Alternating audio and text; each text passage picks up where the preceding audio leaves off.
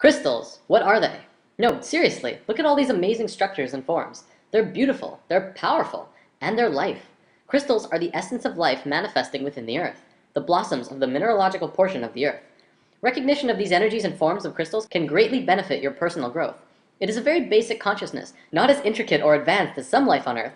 Crystals definitely don't have the thinking capacity of humans, or even the biological reproductive systems of plants, but they are life. And today I'm going to show you how this works.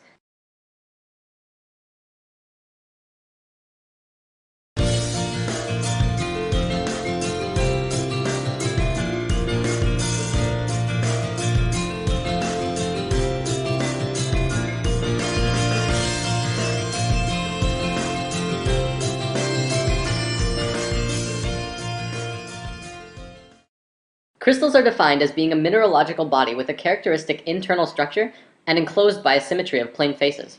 They are, however, much more than that. We've discussed before that everything in the universe is a vibration, existing through many different frequencies at once. Our physical bodies are on this physical plane, but the sounds that we hear vibrate to a different frequency, as with smells and even thoughts. Crystals also vibrate to many frequencies at once.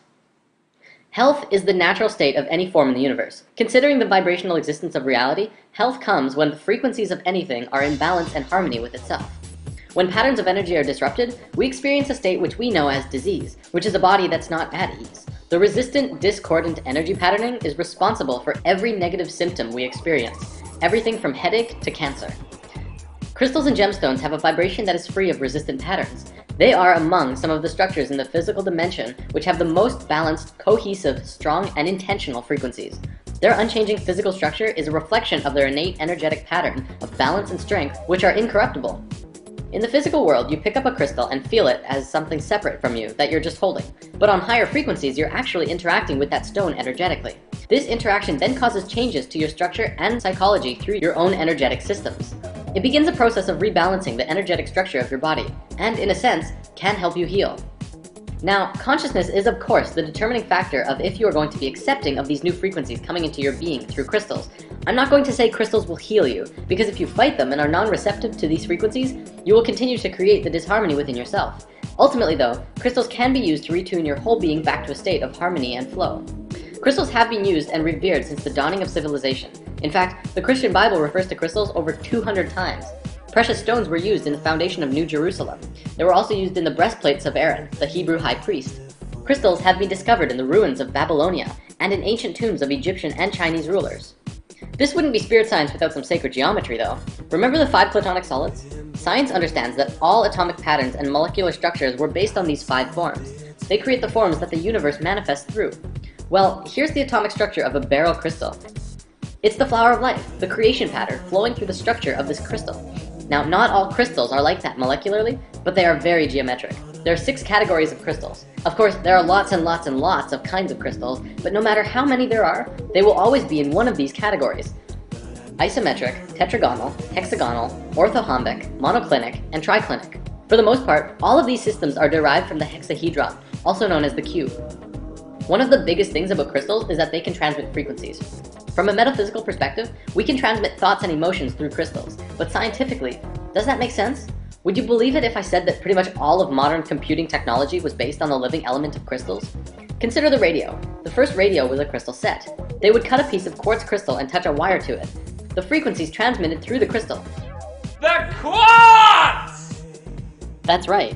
The molecular arrangement, of course, is very stable and has a measurable frequency, and because of this, it can be used in basic technology. Nobel Prize winner Marcel Vogel discovered that crystals can be reprogrammed as silicon chips in a computer, and can also be programmed with the energy of consciousness. He discovered that when a person uses a computer, thoughts are transmitted into the computer by pressing on a keyboard. That information is stored in silicon chips via the medium of electricity. Thought is a form of energy which can be given direction through what we call intention. He concluded, due to this discovery, that crystals could also be programmed without the need for electricity, by using just thoughts as the informational energy. Another interesting find is that quartz is composed of silicon and oxygen, a combination known to geologists as the building block of all minerals. The living element within crystals is silicon. Science found in the 50s that silicon shows the same principles of life as carbon. Exactly 1 octave down on the periodic table from carbon is silicon. Sponges deep in the ocean made from 100% silicon were also discovered, which shows that silicon life doesn't just work in theory, but they actually exist right here on this planet. But get this, the Earth's crust itself is made out of silicon. It's 25% silicon, but silicon bonds with just about everything. So the Earth's crust is actually roughly 80% silicon compound. We're literally floating out in the middle of space on a giant crystal ball. The term Mother Earth never had so much meaning as now, as we learn that the entire planet itself is a conscious, living being. She's aware of you and everything going on her body. The energies within crystals are universal. Therefore, when you connect with a mineral and are open to receiving what it has to offer, and begin to play creatively through your higher self, you can contact and synthesize the energies from which the entire universe is comprised. This is why crystals are so powerful, and why they must only be used through the highest consciousness of the individual.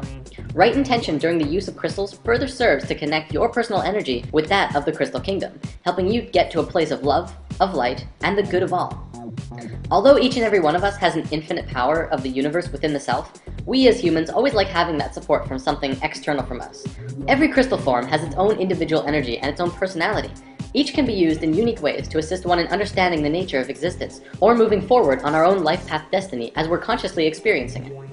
I feel that right now, as people are waking up, we're becoming more and more aware of our ancient knowledge and wisdom. Part of that information that is returning to us is the nature of crystals. I see crystals as being very monumental in the evolution of humankind. They could provide a lot of love, light, and insight for many who are struggling with their own inner demons in this coming time. Things are getting more and more intense, but it's also providing people with the opportunities that they need to raise their own vibrations and frequencies to a level of light and happiness. Healing has to come from within. I'm not going to say that if you just get crystals, you'll be happier or smarter or heal better. However, think of it like being with a close friend who really cares about you. They will provide their energy and attention to you to help you find yourself in this time of need. Crystals are like that. They will give you support if you allow them to, and open up your heart to the frequencies that they are emitting. So where can you get crystals? Well, there are several options. The easiest is probably just to find a local metaphysical store. There are usually at least one or two, if not more, metaphysical shops in every city. You can find tons of pocket stones, usually ranging from 50 cents to $2 or $3. Of course, the bigger and bigger crystals you get, the more expensive they become. If you're hunting for bigger gems to purify the frequencies in your house, it's always fun, and cheaper, to go gem mining. Some gem mines actually allow you to go in with a pickaxe and mine your own crystals, and others have sand and water mining as well. This is a really fun experience, and I highly recommend it for anyone who's exploring crystals. Also, I feel it's important to note that if you have crystals and you want to learn what they are, simply do a Google search for crystal properties. There are tons of sites on the web which provide information on the particular frequencies or personalities of crystals. Crystals and gemstones are one of the most powerful tools available for us in the physical dimension right now. And like all tools, the key to maximum utilization is to learn how to consciously implement the tool.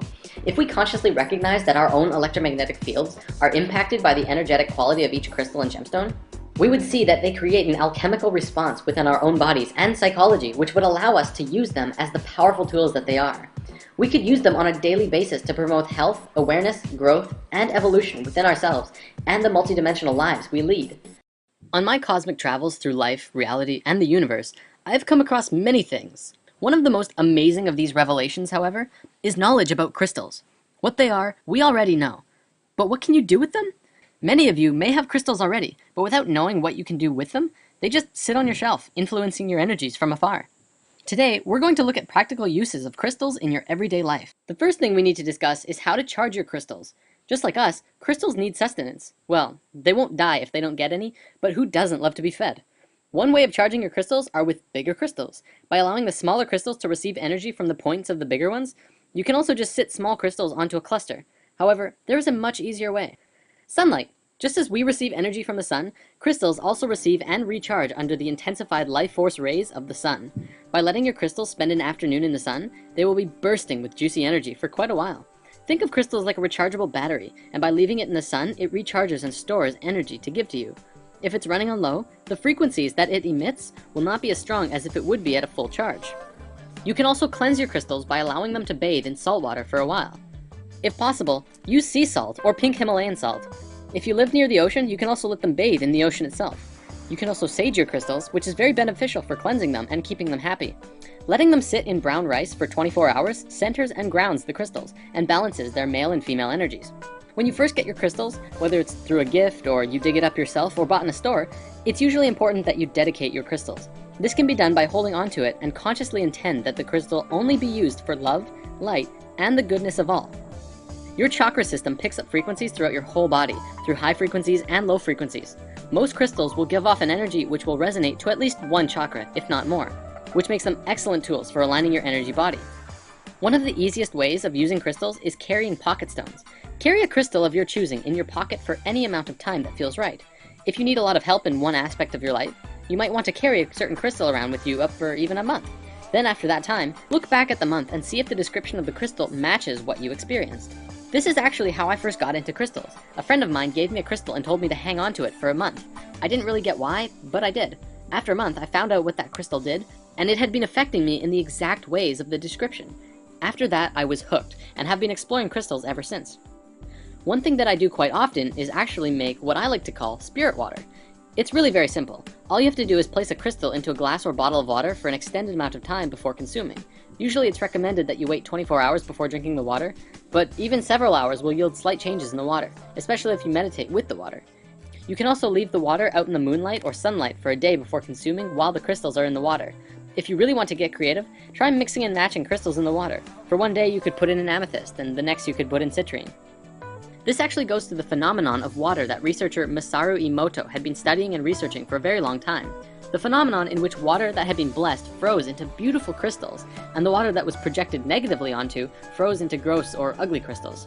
Now, we have an entire lesson about water coming soon, because I know a lot of people want to discuss that, so in the meantime, we won't be going into this at this time. The reason I bring this up though, is that this does grant you an opportunity to try this for yourself. I highly recommend placing several crystals in water and letting them sit for 24 hours.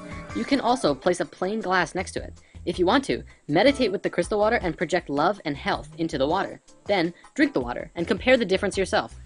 I have done this many times and I can always feel the difference. And from the people I've talked to who have done this as well, most people do. In my experiences, this rejuvenated water is smoother and cleaner than it is when you first pour it. So putting crystals into your drinking water is a very good way of keeping your body hydrated with some living, healthy water. Crystal grids. Many of you may have seen the YouTube video Spirit Quest 10.5. In this video, Jordan demonstrates how to make a crystal grid around your house and what it's used for. A crystal grid is an energetic grid that you can create around your house that fills your house or room with energy by connecting several crystals together through the power of your intention and energies of the crystals. If you happen to have several larger crystals and a wand crystal, you can make a crystal grid around your house or room, or wherever you are. Place the crystal around your room. The crystals do not have to be in a geometric pattern, but if they are, it will only serve to strengthen the grid. Consciously connect all of the crystals together using a wand crystal. You simply have to point the wand at a predetermined master crystal, usually a quartz, or something bigger than the rest. While holding onto the crystal in your mind, then move the wand to point it to the next crystal, and draw a connecting line in your mind. Then continue to make lines between it and the other crystals. You can go between all of the crystals and back to the master, or back to the master for every one, or anything you want really. Let your creativity guide you.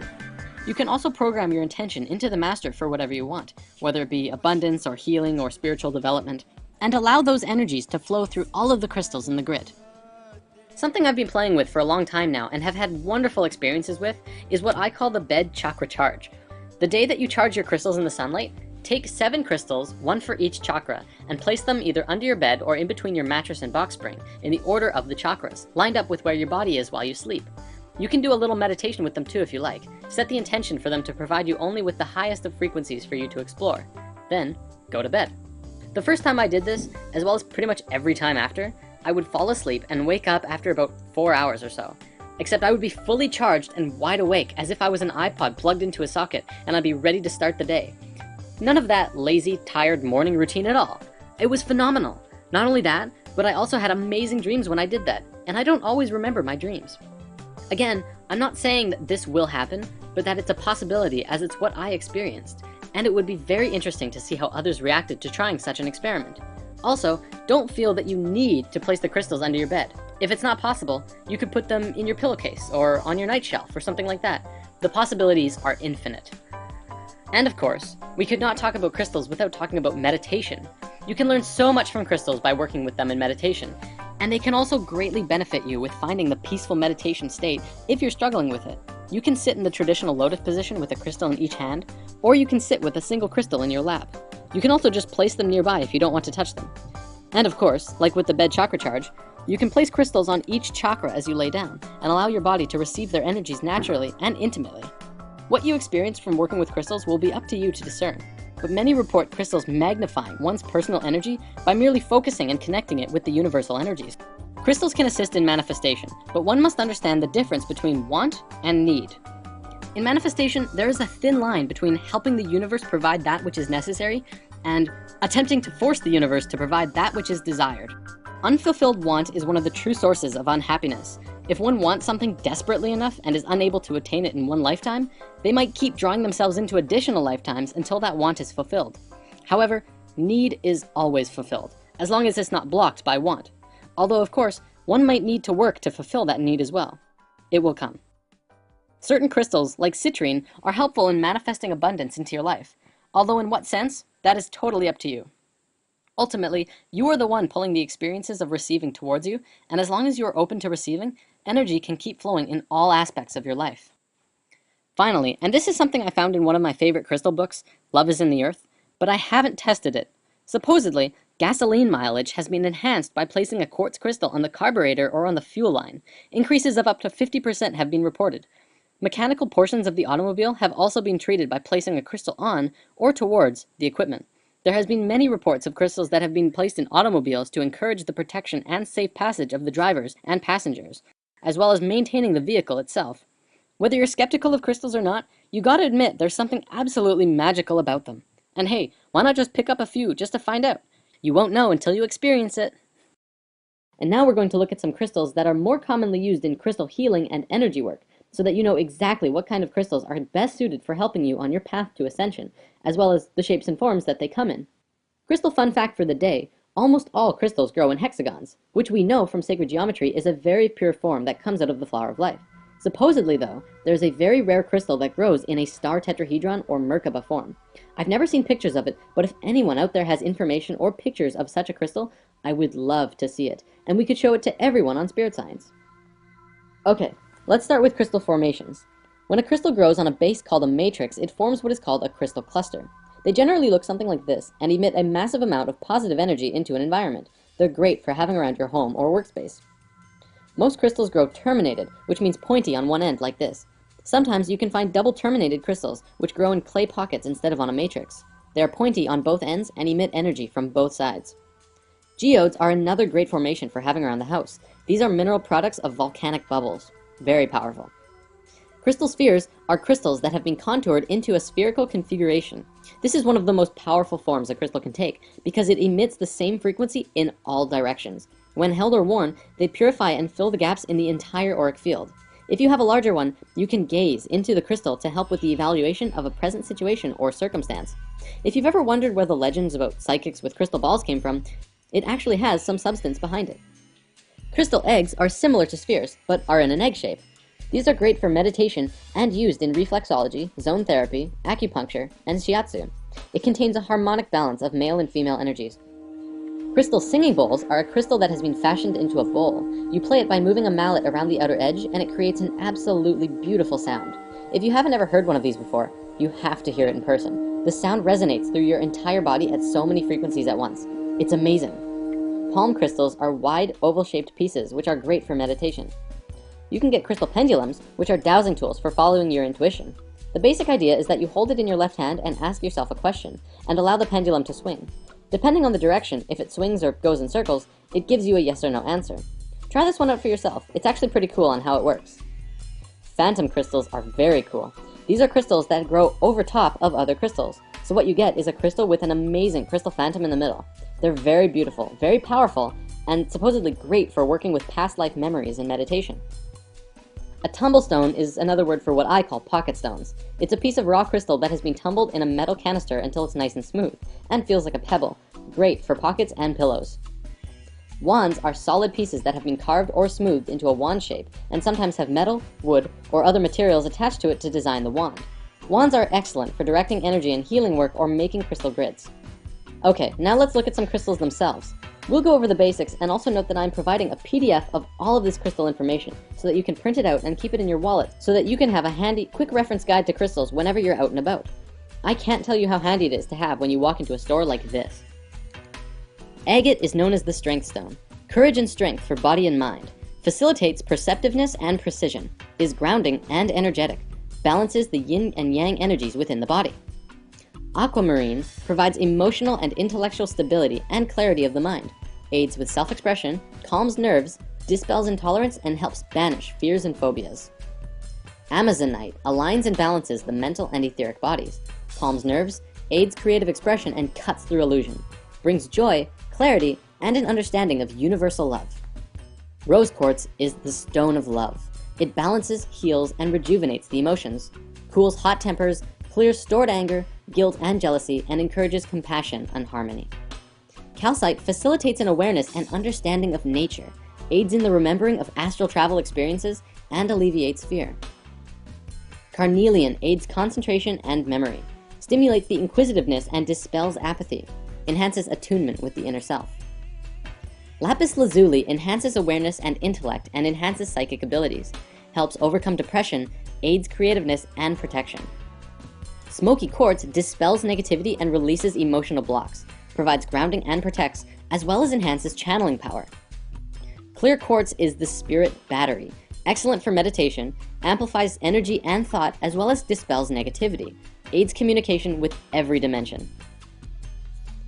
Amethyst is the peace stone, ideal for meditation and enhancing psychic abilities, a great calming influence, very protective and inspirational, radiates with divine love. Malachite aids intuitiveness and transformation, balances, clarifies the emotions, and clears the subconscious blocks and reduces stress. Sunstone dissolves negativity while grounding your root chakra and providing the energy of the sun in the palm of your hand, enhances the masculine nature, and is great for working on projects.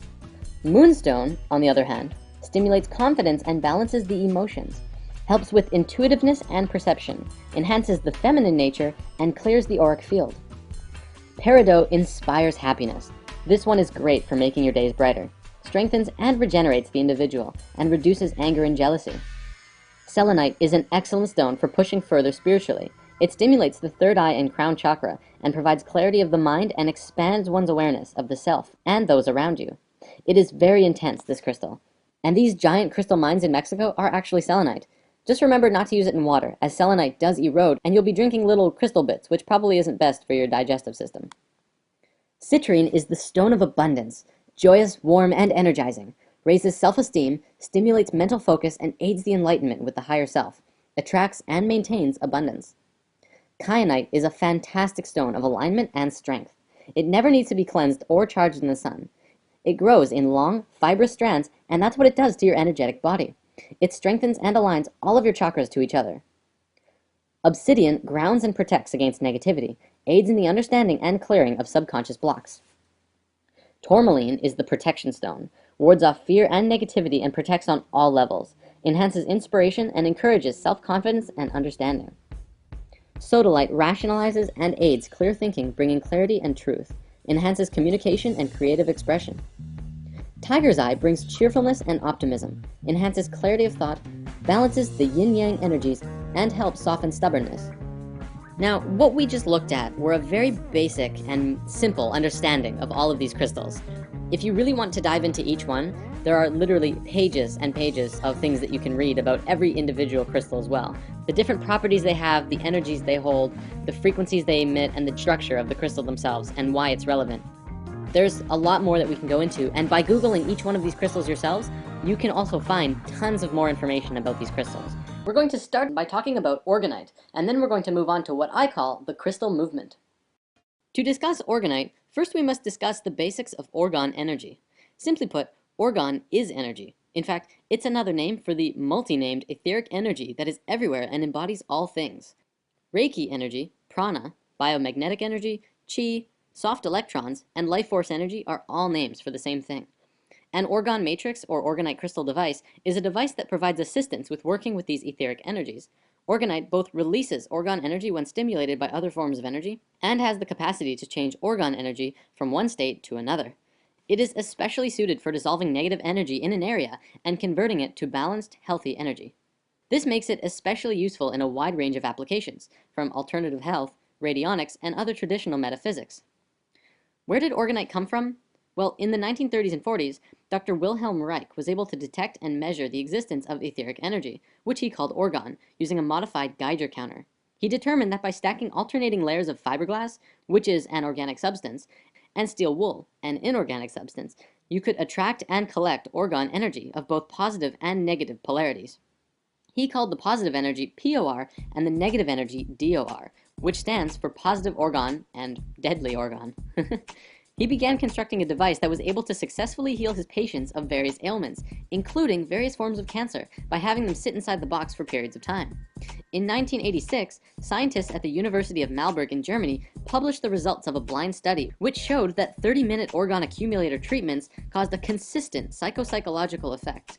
They published that their investigations displayed evidence for the assumption that the properties of organ accumulators and its effect on humans factually exists. Reich's work continued into the 60s by a really open-minded Russian scientist named Dr. Nikolai Kozyrev, among others, who also scientifically proved that such unseen energies do exist all around us. This work led to the Soviet military using torsion field sciences in their military defense applications, which shows that amazing discoveries that can change the world can both be used for the light as well as the dark.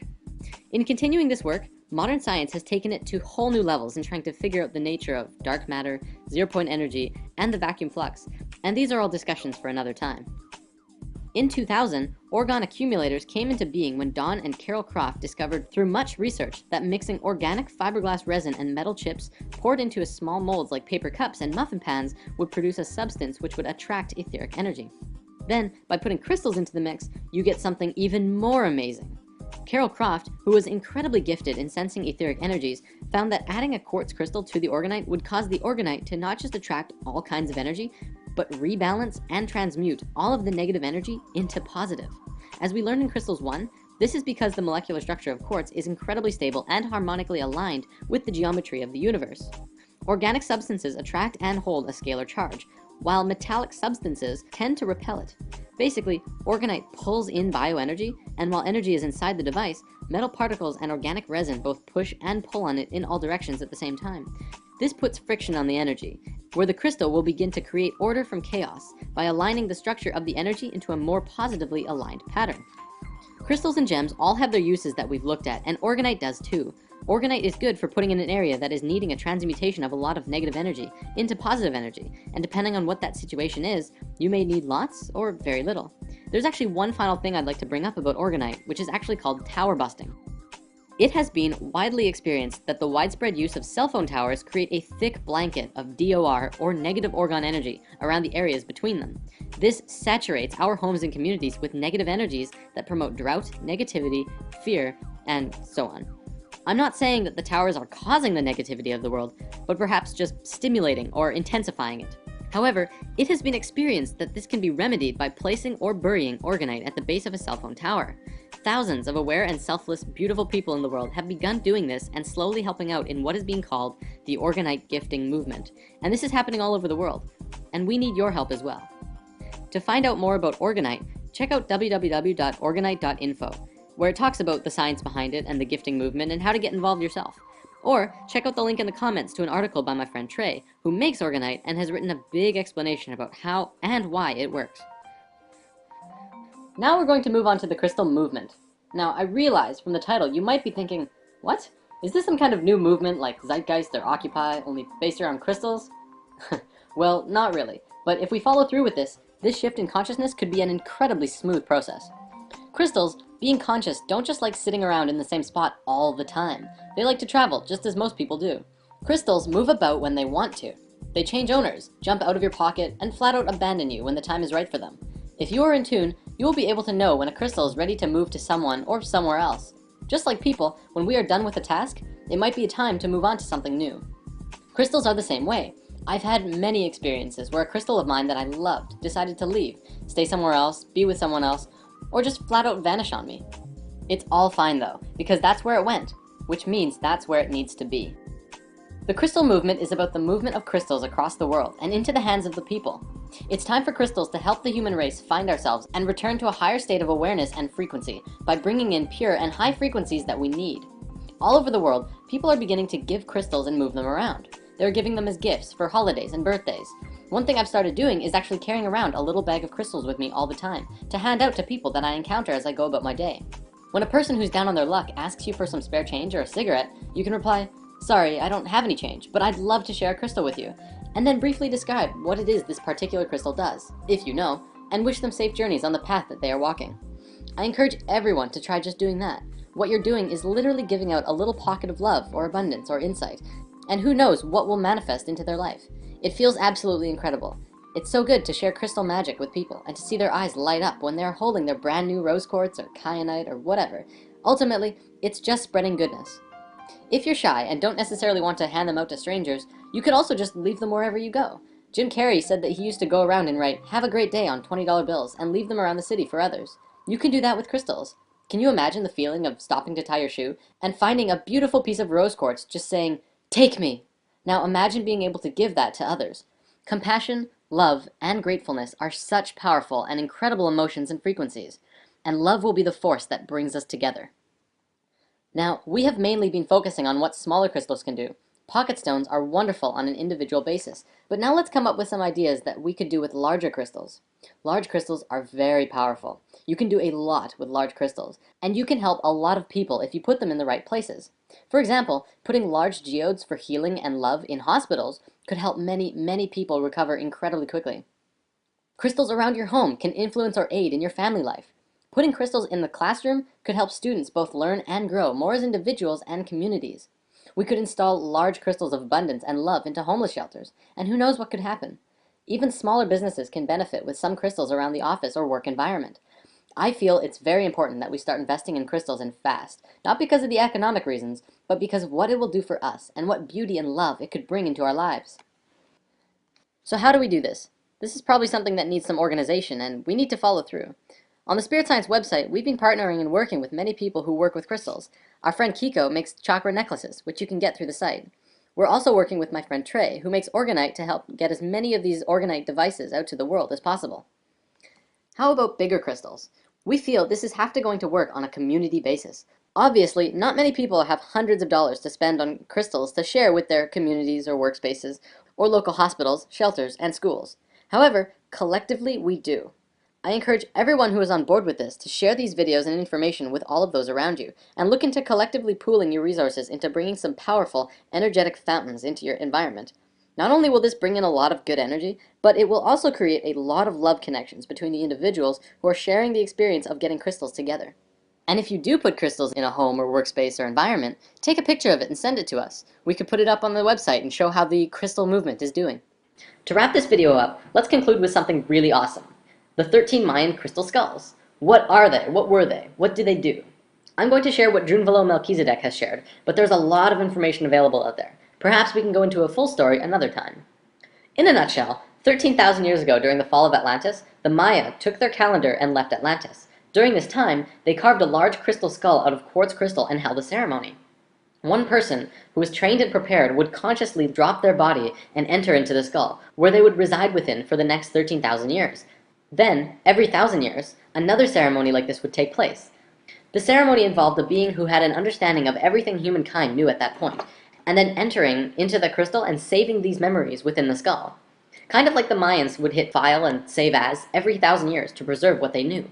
Supposedly this year in 2012, they will hold a final ceremony with all of the crystal skulls coming together to reveal all of this ancient knowledge to the world and allowing it to enter our consciousness once more.